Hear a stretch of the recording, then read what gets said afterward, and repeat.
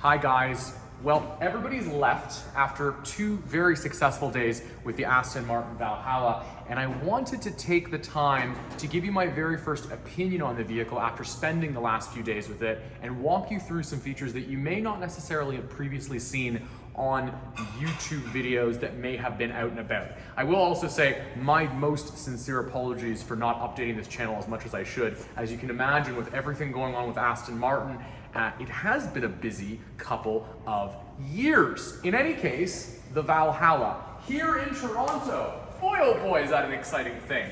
An absolutely beautiful car, a tremendous evolution from what we saw the last time with Valhalla.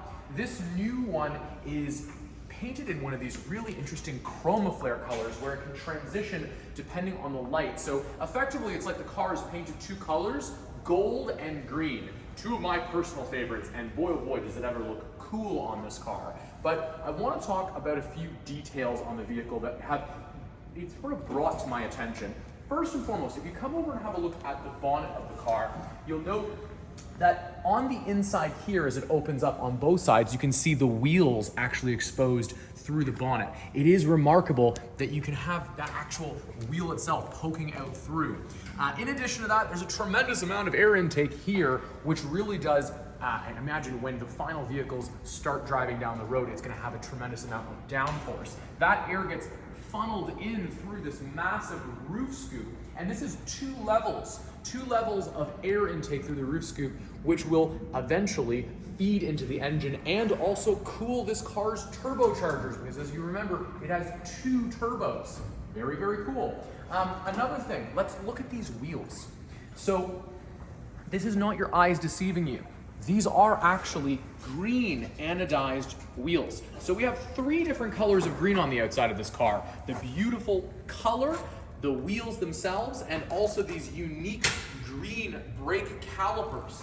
There is also physically no hiding the fact that so much of this car is made up of carbon fiber. So the lower section of the vehicle, almost 50% of the mass of the car is carbon. So I would say when the time comes to spec Valhalla, which will be a very exciting day sometime in the future for the clients who have deposits and allocations on them, I imagine contrast will be everything with this vehicle. You want to be able to showcase that contrast between carbon and color. So no black on black, folks. Around the rear of the car, one of the things that I really like is this interesting detail. It's difficult to see in photo, but perhaps in video we can showcase it. It essentially is a hot air extractor. It removes the hot air from the engine.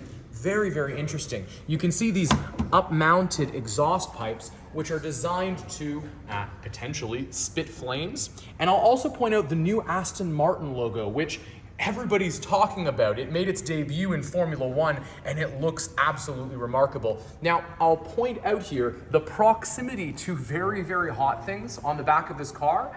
The way that we were able to do this is it's actually made of solid titanium. So I imagine that'll be even cooler when they start to change blue in time. Very, very cool. Around the rear of the car, I'm also going to point out the next generation aero. So current generation aero being we use big wings to push us down. Next generation aero being very much like Formula 1 cars to essentially create a very, very high rate of air that travels underneath the car, pulling it down. Hopefully, in this case, without porpoising. This area, this negative space is tremendous. I could practically lay down inside of it.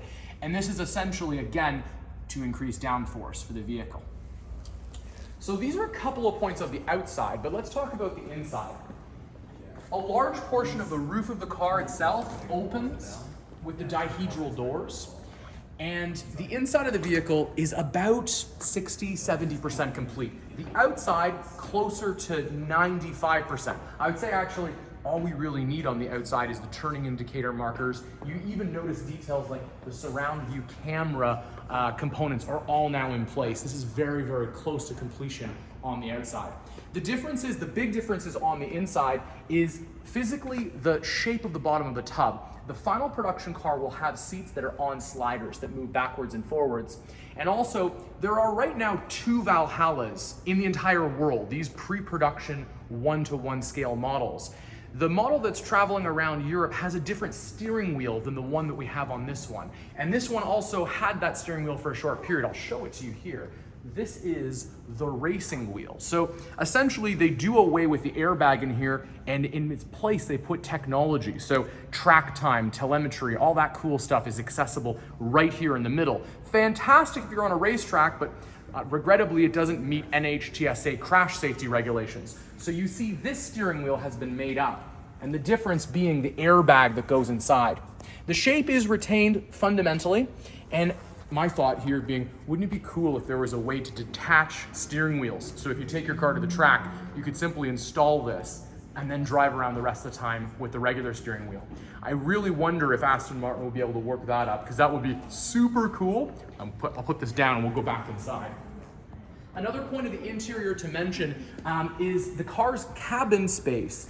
And fundamentally it's trunk space. So the front engine, or rather not the front engine, the front compartment is fully sealed off and contains the car's electric motors, 2 electric motors. And that means that the actual cargo compartment is located behind the seats. I can only imagine the super cool custom fitted luggage set that will come available for this car.